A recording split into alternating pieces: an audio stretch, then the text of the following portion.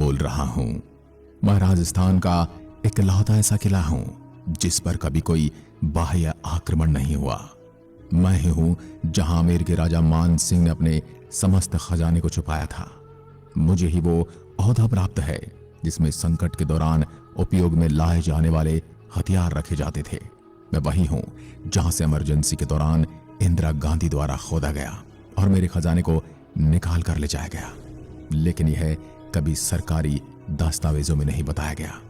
मेरे यहाँ की एक तोप है जो एशिया की सबसे बड़ी तोप है और अपना मस्तक ऊंचा किए हुए है। आज भी मेरी प्राचीर पर खड़ी है, जिसका गोला जहां गिरा तालाब जितना गड्ढा कर दिया। जिस तरह चित्तौड़ की रक्षा के लिए कुंभलगढ़ बनाया गया था, उसी तरह मुझे भी आमेर की सुरक्षा करने के लिए बनाया गया था। मैं आमेर की संकटकालीन राजधानी हुआ करता था। मेरे में बहुत सारी सुरंगें बनी हुई हैं जो मुझे अनेक आसपास के किलों से जोड़ती हैं। मैं मेरे इतिहास से जुड़ी सभी बातों के साथ ये भी बताऊंगा कि इंदिरा गांधी ने मेरी खुदाई क्यों करवाई और मेरे यहाँ खुदाई के दौरान अगर कुछ नहीं मिला तो दिल्ली जयपुर हाईवे को 2 दिन तक बंद क्यों रखा गया और क्यों सिर्फ सरकारी ट्रक ही उस हाईवे पर चले। आज मैं आपके सामने इन सभी रहस्यों से पर्दा उठाऊंगा। मैं राजस्थान की राजधानी जयपुर के गुलाबी शहर में चील का तेला पहाड़ियों की शीर्ष पर स्थित एक बहुत ही भव्य संरचना हूं। मेरा इस सुंदर इमारत का निर्माण सवाई जयसिंह द्वितीय द्वारा 1726 में आमेर किले की सुरक्षा के लिए बनाया गया था। हालांकि मेरे निर्माण का कार्य शुरू मान सिंह ने करवाया था, लेकिन उसके कार्यकाल में मेरे निर्माण का काम पूरा नहीं हो सका। इस वजह से मेरे निर्माण को पूरा करने का श्रेय मिर्जा राजा जय सिंह को जाता है और अभी का जो वर्तमान स्वरूप आप देख रहे हैं यह सवाई जय सिंह की देन है, जो कि 1726 में पूरा किया गया था। मेरे को बनाने में यूं तो 700 साल लगे थे और कुशवाहा वंशजों की 27 पीढ़ियों ने थोड़ा थोड़ा मुझे बनाने में योगदान दिया।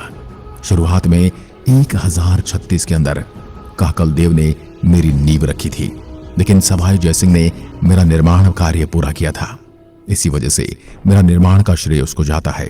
साथ ही मेरा नाम जयगढ़ भी उसी के नाम पर रखा गया है। मैं चट्टान के शीर्ष पर बंधा हुआ हरे भरे और विशाल जंगलों से घिरी एक महलनुमा संरचना हूं।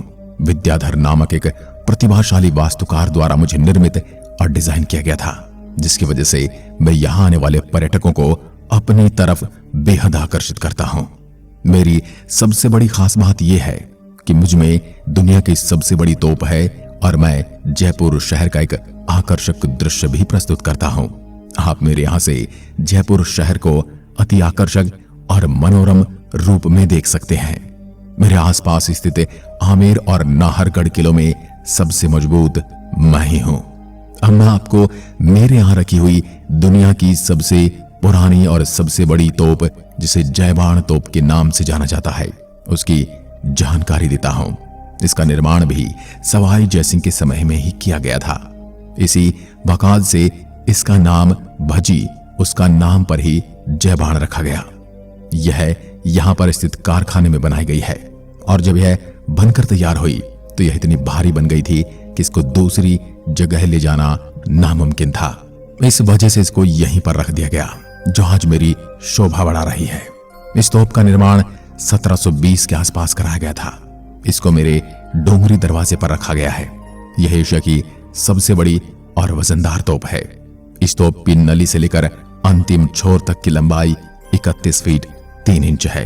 तोप की नली का व्यास 11 इंच है। इसका वजन 50 टन से ज्यादा होने का अनुमान है।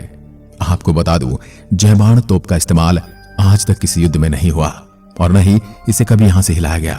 परीक्षण के लिए इस तोप का गोला तैयार करने में 100 किलो गन पाउडर यानी बारूद की जरूरत पड़ती थी। इस तोप को बनाने के लिए मेरे यहां ही कारखाना बनाया गया। इसकी नाल भी यहीं पर विशेष तौर पर बनाई सांचे में ढाली गई थी। लोहे को गलाने के लिए भट्टी भी यहीं पर बनाई गई। इसके प्रमाण मेरे यहां आज भी मौजूद हैं। इस कारखाने में और भी तोपों का निर्माण हुआ। विजयदशमी के दिन इस तोप की विशेष पूजा की जाती है। इसका इस्तेमाल सिर्फ एक परीक्षण के लिए किया गया था।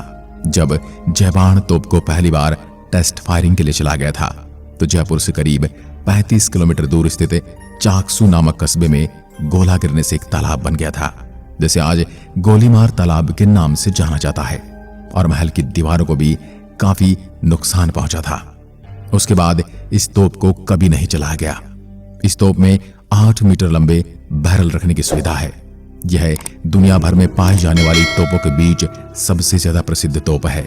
ऐसा माना जाता है इस तोप की टेस्टिंग के दौरान इसमें आग लगने वाला इंसान इसके पीछे बनी पानी की कुंड में कूद गया था, जिससे इससे निकलने वाली आवाज से वह अपने कानों को बचा सके। लेकिन उसके पानी में कूदने पर भी उसके कान के पर्दे फट गए। इस तोप के पहियों को और इसको मिला दें तो इसका कुल वजन 250 टन के बराबर है। इसको मोड़ने के लिए 3 हाथियों की मदद ली जाती थी। स्थानीय लोगों का मानना है कि इस तोप के परीक्षण के दौरान 8 हाथी और एक सिपाही की मृत्यु हो गई थी। इस धमाके से शहर के बहुत से मकान जमींदोज हो गए थे। इसके बाद तोप को दक्षिण भाग में रखवा दिया गया। आज के समय इस तोप के चारों तरफ जंजीरें लगाई गई हैं। आप इसके पास खड़े होकर तस्वीरें खिंचा सकते हैं। मैं 18वीं शताब्दी में बना हुआ एक शानदार वास्तुकला का उदाहरण हूं, जिस पर 10वीं शताब्दी की शुरुआत से कछवाहों ने शासन किया। मुगल शासन के दौरान में मुख्य तोप फाउंड्री बन गया था और युद्ध के लिए आवश्यक गोला बारूद के साथ साथ धातु को रखने के लिए भी मेरा इस्तेमाल किया जाने लगा। मेरे में तोप चौकी तब तक सुरक्षित रही जब तक कि रक्षक दारा शिको अपने ही भाई औरंगजेब द्वारा पराजित और मार नहीं डाला गया। आपको बता दो कि बहुत से इतिहासकारों का मानना है कि मेरे किले में एक खजाना था, जिससे जयसिंह ने जयपुर शहर का विकास किया। राजा मान सिंह प्रथम ने अपनी 22 छोटी रियासतों से जो पूंजी संपत्ति इकट्ठी की थी, इस संपत्ति को अकबर से सुरक्षित रखने के लिए उन्हें मुझे ही चुना था।